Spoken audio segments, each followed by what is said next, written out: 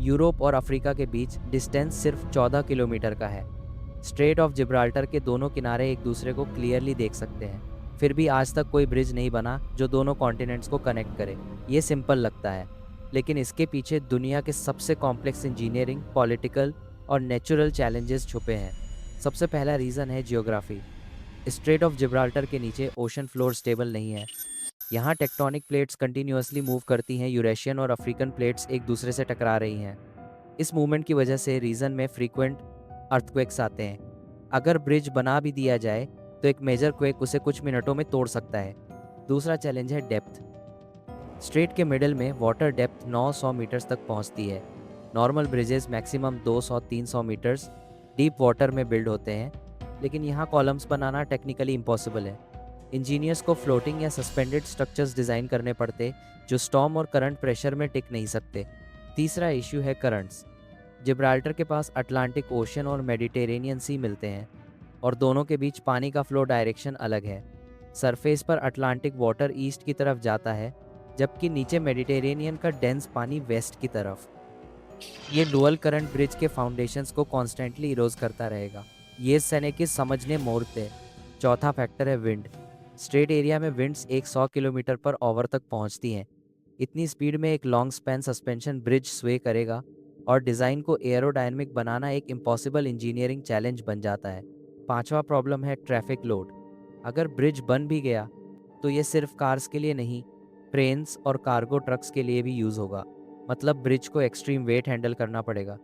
Engineers ने estimate लगाया था कि ऐसा ब्रिज बनाने के लिए 40-50 बिलियन डॉलर्स लगेंगे और कंस्ट्रक्शन में 20 साल तक लग सकते हैं। लेकिन सिर्फ नेचर ही प्रॉब्लम नहीं, पॉलिटिक्स भी मेजर रीज़न है।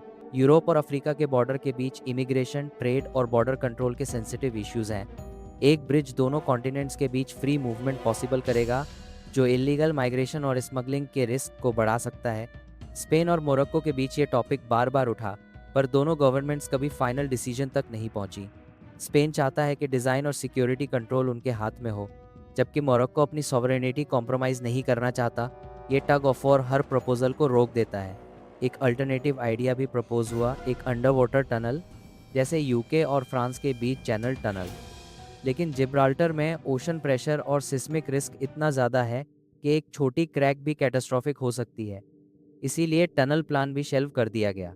कुछ इंजीनियर्स ने सजेस्ट किया कि फ्लोटिंग ब्रिज डिज़ाइन बनाया जाए, जिसमें सेगमेंट सी सरफेस पर एंकर्ड हों, लेकिन हाई टाइड्स और स्टॉर्म्स में वो भी अनस्टेबल हो जाता है, और अगर एक टैंकर शिप एक्सीडेंटली टकरा गई तो पूरा ब्रिज कोलैप्स कर सकता है। आज तक यूरोप और अफ्रीका के बीच सिर्फ फेरी सर्विसेज चलती हैं, जो हर साल मिलियंस पैसेंजर्स और कार्गो ट्रांसपोर्ट करती हैं। ये चीप, फ्लेक्सिबल और वेदर के हिसाब से एडजस्टेबल सॉल्यूशन है, जबकि ब्रिज में मेंटेनेंस कॉस्ट ही बिलियंस में होती। जिब्राल्टर स्ट्रेट पे ब्रिज बनाना थियोरेटिकली पॉसिबल है, लेकिन प्रैक्टिकली रिस्की, एक्सपेंसिव और पॉलिटिकली अनस्टेबल प्रोजेक्ट है। शायद फ्यूचर में एडवांस्ड मटेरियल्स और एआई कंट्रोल्ड स्ट्रक्चर्स से ये ड्रीम रियलिटी बन जाए, लेकिन अभी के लिए यूरोप और अफ्रीका के बीच का ये 14 किलोमीटर गैप दुनिया का सबसे पावरफुल रिमाइंडर है कि नेचर और पॉलिटिक्स दोनों मिलकर इंसान के सबसे बड़े सपनों को रोक सकते हैं।